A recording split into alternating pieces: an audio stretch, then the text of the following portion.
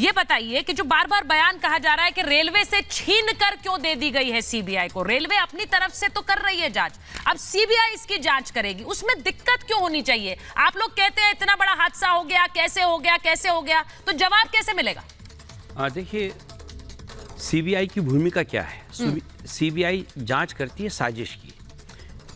जब तक कोई टेक्निकल रिपोर्ट सामने ना आ जाए, जो इनका सेफ्टी कमिश्नर है, जब तक वो अपनी कोई जांच सामने ना रख दे, अगर उसके अंदर किसी प्रकार की कोई कमी पाई जाती है, उसमें ऐसा लगता है कि कहीं साजिश हुई है, तब तो सीबीआई की भूमिका की बात समझ में आती है। लेकिन अभी जांच पूरी नहीं हुई और उसके पहले सीबीआई की बात की जा रही है, तो इससे ऐसा लगता है कि वहां पर कोई उड़ीसा के लिए कोई राजनीतिक एजेंडा है बीजेपी के हाथ में। नहीं, एक मिनट, उड़ीसा के लिए राजनीतिक एजेंडा मतलब?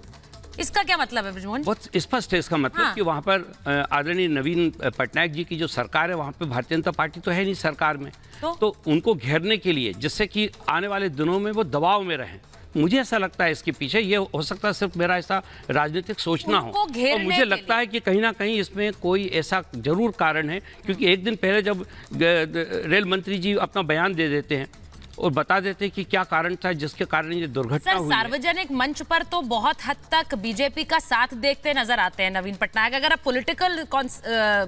पॉलिटिकल पिच पर इसे देखेंगे तो आपकी थ्योरी जो आप बात कर रहे हैं, सीबीआई जांच क्यों? क्योंकि साजिश की अगर बात कही जा रही है बार बार, तो who better to handle it than the CBI? Brijmohan ji, आप ये बात समझते हैं? और सीबीआई जैसी इक्विप्ड एजेंसी इसकी जांच करेगी। अब जब बार बार आप लोग ये कहेंगे इसमें पॉलिटिकल एजेंडा, नवीन पटनायक की सरकार को घेर रहे हैं, पॉलिटिकल एजेंडा, देखिए ये लोग तो हेडलाइन मैनेजमेंट कर रहे हैं, इसका क्या मतलब है? देखिए ना, सीबीआई जांच करती है षड्यंत्र की, साजिश की। तो साजिश कह रहे हैं ना, वो कह रहे हैं कि साजिश हुई है। तो प्रश्न ये उठता है कि वहां पे कॉन्स्पिरेसी कौन करने वाला है, वहां पे सरकार किसकी है?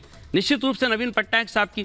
आज जिस प्रकार से नवीन पटनायक साहब से जाके आदरणीय नीतीश कुमार जी मिले। नहीं, एक मिनट तो बृजमोहन जी, आपने तो पहले तय कर लिया साजिश हुई, लगातार तो वो मतलब संपर्क में है। पटनायक की सरकार ने साजिश की। एक मिनट, ये तो मुझे कोई तर्क समझ नहीं आ रहा बृजमोहन। नहीं तो फिर क्या जरूरत क्या है? नवीन पटनायक की सरकार ने साजिश की। ना, मैं ये नहीं कह रहा, मैं ये कह रहा हूँ कि वहां पर जो सीबीआई की जांच की बात की जा रही है, कहीं ना कहीं नवीन पटनायक साहब को घेरने की तैयारी है इसके पीछे, कहीं ना कहीं उनको जद में लिया जा रहा है। उससे क्या हासिल होगा? उससे क्या हासिल होगा? एक मिनट, शहजाद जी यो कह रहे हैं कि कॉन्स्पिरेसी की बात है। मुझे लगता है कॉन्स्पिरेसी की बात, अगर साजिश की बात है, इसीलिए सीबीआई पिक्चर में है, लेकिन उस पर आप लोग क्या नवीन पटनायक की सरकार घेरने के लिए कर रहे हैं? देखिए, सबसे पहले तो आपके शो के माध्यम से मैं उन सभी परिवारों को सांत्वना भी और अपनी श्रद्धांजलि भी अर्पित करना चाहता हूं जिन्होंने अपने करीबियों को खोया है। उनके दुख दर्द में हम लोग उनके साथ सदैव खड़े हैं और हम सभी लोग उनके लिए उपलब्ध हैं।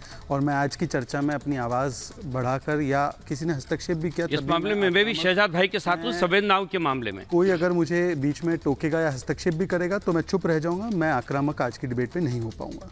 मैं केवल 2-3 बातें रखना चाहता हूं जनता के सामने। सीबीआई का कन्विक्शन रेट 70% है। जो जाने गई हैं उनको न्याय तो तभी मिलेगा यदि जो भी इसके पीछे है उसको अगर सज़ा मिले। और सीबीआई का कन्विक्शन रेट बहुत अच्छा है। अभी उन्होंने एफआईआर दर्ज की है। एफआईआर में निश्चित रूप से जो टेक्निकल रिपोर्ट आएगी उसको संज्ञान में लेते हुए वो आगे कार्रवाई करेगी। और जिसने भी साजिश की है, हाँ, जिसको डर है कि उसका नाम अब सामने आ जाएगा, वो अलग अलग तरह की प्रतिक्रियाएं दे रहे हैं। 3 बिंदु केवल रखना चाहता हूँ। एक समय था जब ऐसी दुर्घटनाएं जब होती थी तो मनमोहन सिंह जी के कहने पर भी रेल मंत्री मौका वारदात पर नहीं जाते थे और उनको हड़काते थे। आज वहाँ पर 72 घंटे हमारे रेल मंत्री वहाँ रहे और उस लाइन को शुरू करवाया। प्रधानमंत्री स्वयं वहाँ पर गए।